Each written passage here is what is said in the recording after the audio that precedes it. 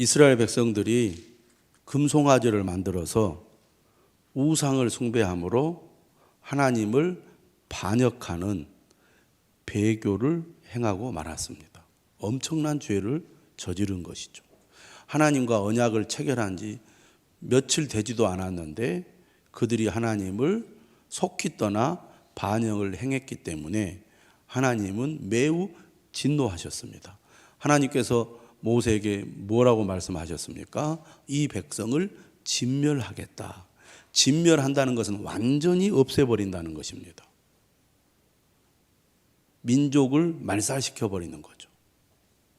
하나님께서 그렇게 크게 진노하셨는데 하나님께서 뜻을 돌이키셨을 뿐만 아니라 이스라엘 백성들을 용서해 주셨고 더 나아가 다시 언약을 재수립하고 체결하는 데까지 나아가게 됩니다. 이게 가능할 수 있었던 이유는 바로 모세의 기도 때문이었죠. 우리가 출애굽기를 보면 모세가 무려 3번에 걸쳐서 하나님 앞에 강력하고도 간절하고도 끈질긴 기도를 했음을 알 수가 있습니다. 오늘 우리가 읽은 본문은 모세의 3번째 기도입니다. 결코 물러남이 없는 모세의 끈질긴 기도, 우리가 꼭 배워야 할 기도라고 할 수 있겠습니다. 오늘 이 모세의 3번째 기도에 나타나는 중요한 내용은 바로 동행입니다. 하나님이 함께 하시는 삶, 하나님이 함께 하지 않는 삶, 이것은 우리에게는 아무것도 아니다.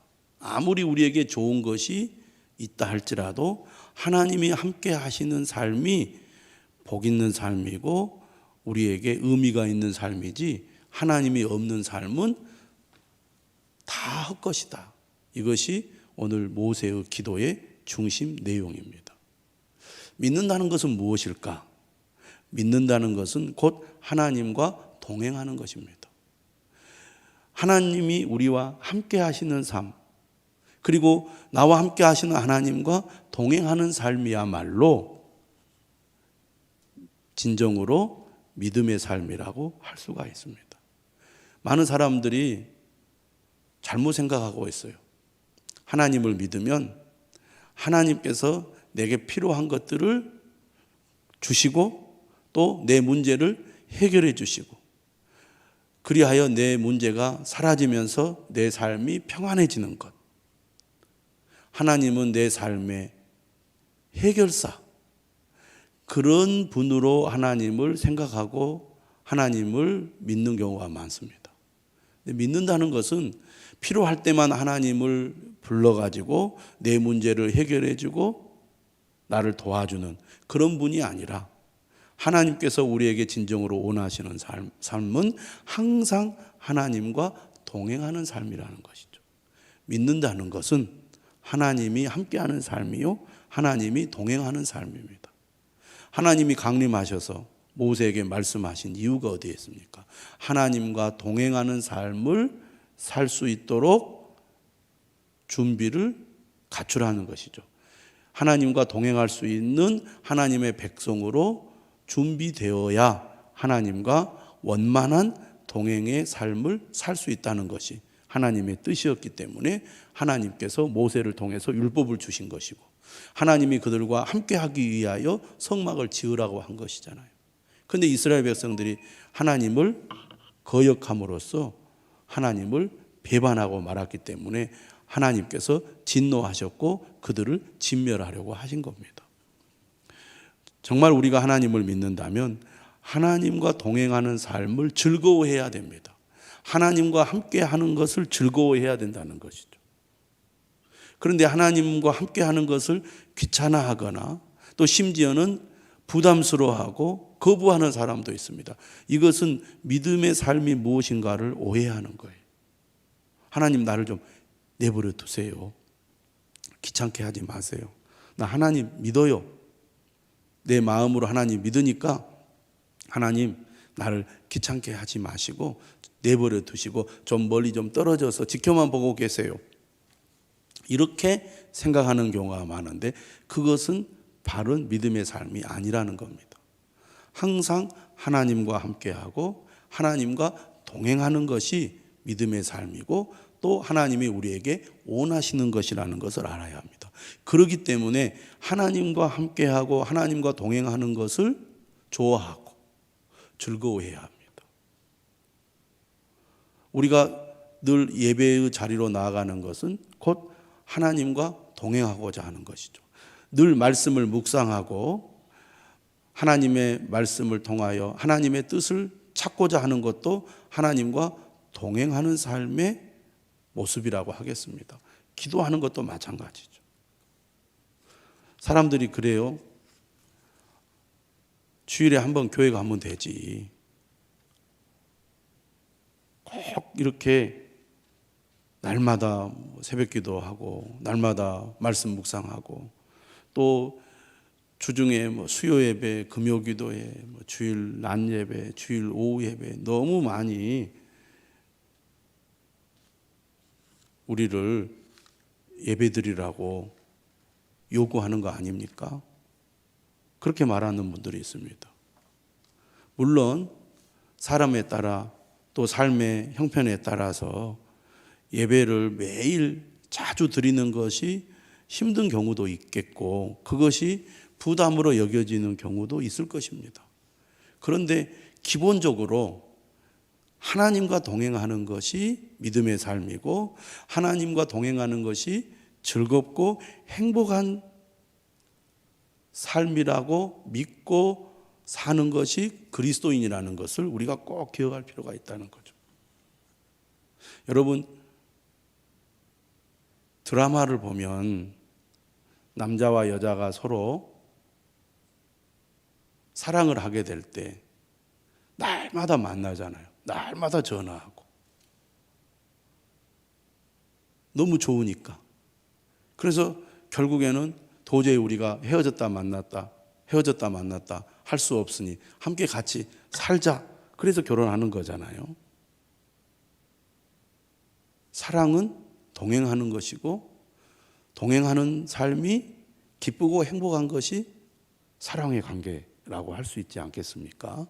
하나님과의 관계도 마찬가지다. 여러분, 하나님이 나와 함께 하시는 것이 가장 안전하다는 것을 우리가 믿어야 합니다. 우리의 삶이 늘 위험한 일이 많고 예측할 수 없는 일이 많고 불안한 일이 많은데 하나님이 나와 함께 하시면 내 삶은 안전하다. 시편의 시인들의 고백이 바로 이런 고백입니다. 하나님이 나와 함께 하시는 것이 가장 안전합니다. 다윗도 그런 고백을 했어요. 그러니까 우리가 하나님과 동행하는 삶이 우리에게는 가장 든든한 일이에요. 여러분, 위험한 길을 가고 있는데 나 혼자 가고 있다면 얼마나 두렵고 무섭겠습니까? 그런데 나를 충분히 보호해주고 지켜줄 만한 누군가가 옆에 있다. 그러면 그렇게 든든할 수가 없습니다. 하나님이 함께 하시는 것은 그 무엇보다도 든든한 거예요. 저는 여러분들이 믿음을 가지고 있다고, 여러분들이 믿음이 있다고 생각한다면 하나님이 나와 함께 하시니 내 마음이 든든합니다. 나는 든든합니다. 내 앞에 어떤 일이 일어날지 모르지만 하나님이 나를 지켜주시니 안전하고 하나님이 내 삶을 인도해 주실 것이기 때문에 나는 든든합니다. 그런 확신이 내 마음속에 있는 거죠. 여러분, 그렇지 않습니까? 앞으로 어떻게 살까? 앞으로 내 삶이 정말 괜찮을까? 잘 될까? 문제가 없을까? 어려운 일은 당하지 않을까? 내가 죽으면 어떻게 되지? 이 생각이 여기까지 나가잖아요. 그런데 하나님이 나와 함께 하세요. 하나님이 나를 지켜주세요. 하나님이 나와 동행해 주세요. 나를 끝까지 지켜주신다. 이 믿음이 있으면 마음의 두려움은 사라지고 평안해지면서 든든한 마음이 듭니다. 지금까지 나와 함께 하시고 나를 지켜주신 하나님께서 앞으로도 내 삶을 지켜주실 줄 믿습니다. 하나님이 나와 함께 하시니까. 그 확신이 우리에게 있잖아요. 우리가 자녀들을 낳아서 자녀들을 기릅니다. 정말 하나님 앞에 간절히 기도하면서 우리 자녀들을 하나님 앞에 맡기죠. 내가 내 자녀들이 죽을 때까지 내 자녀와 함께 할 수 없잖아요. 내가 살아있는 동안 자녀를 잘 돌보고, 또 자녀들이 어느 정도 크면 독립해가지고 스스로 자신의 삶을 살아갑니다. 내가 늘 24시간 지켜볼 수 없잖아요. 그런데 우리는 어떤 믿음을 갖습니까? 하나님께서 내 자녀를 돌보시고 내 자녀와 함께 해주시고 내 자녀를 인도해 주실 것이다. 그러니 내 자녀를 하나님 앞에 맡깁니다. 우리가 맡겨야 평안하거든요. 맡기지 못하면 늘 불안해요. 내 삶도 맡기고 내 가정도 맡기고 내 자녀들도 맡기는 거죠. 그 확신이 우리 믿는 사람들에게 있습니다. 하나님과 동행하는 자의 확신이죠. 그리고 미래에 어떻게 될지 우리가 사실은 불확실하잖아요. 그런데 하나님과 동행하는 사람은 우리는 모르지만 하나님이 다 알고 계시고, 우리는 잘 알 수 없지만 하나님이 다 예비하고 계시기 때문에 우리의 미래는 확실합니다. 우리가 죽음을 두려워하지 않는 것은 하나님께서 우리와 항상 함께 하실 뿐만 아니라 영원히 우리와 함께 하시겠다고 약속하셨기 때문입니다. 함께 하신다는 것은 하나님과 내가 동행한다는 것을 말합니다. 그렇기 때문에 믿는 사람들은 하나님과 동행하는 삶을 즐거워해야 한다. 하나님 만나는 것을 좋아해야 된다, 그런 얘기입니다. 그것이 체질화가 돼야 돼요. 하나님 만나고 하나님을 찬양하고 하나님께 기도하고 하나님과 교제하는 것을 싫어하는 사람이 천국은 왜 가려고 그럴까요? 그렇잖아요. 오늘 모세는 이렇게 얘기합니다. 보시옵소서, 주께서 내게 이 백성을 인도하여 올라가라 하시면서 나와 함께 보낼 자를 내게 지시하지 아니하시나이다. 모세는요, 하나님이 자신을 인도하지 않으면 꿈쩍하지 않겠다는 거예요. 하나님께서 지금 어떻게 하셨습니까? 진멸하겠다고 했다가 그 진멸하는 것을 하나님이 중단하시잖아요. 모세의 기도를 듣고. 그런데도 하나님께서 나는 너희와 함께 하지 않을 거야 라고 하나님이 말씀하셨어요. 그때 하나님께서 뭐라고 얘기하느냐 하면 33장 2절에서 내가 사자를 너보다 앞서 보낼 것이다 라고 말씀하십니다. 그러니까 오늘 본문 12절에서 하나님 나에게 이 백성을 인도하여 가나안으로 올라가라고 하시면서 왜 나와 함께 보낼 자를 내게 지시하지 않습니까? 이 말은 곧 하나님이 우리와 동행하지 않으면 나는 움직일 생각이 없습니다, 그런 얘기입니다. 지금까지 이스라엘 백성들이 애굽을 지나서 광야로 들어와 여기까지 시내산까지 올 수 있었던 것, 시내 광야까지 올 수 있었던 것은 하나님이 함께 하셨기 때문에 가능했던 일이거든요. 근데 하나님이 떠나버리면 이제는 말짱 도루묵이잖아요. 그러니까 하나님께서 함께 하지 않으면 나는 이 백성들과 함께 올라갈 수 없습니다, 그런 얘기입니다.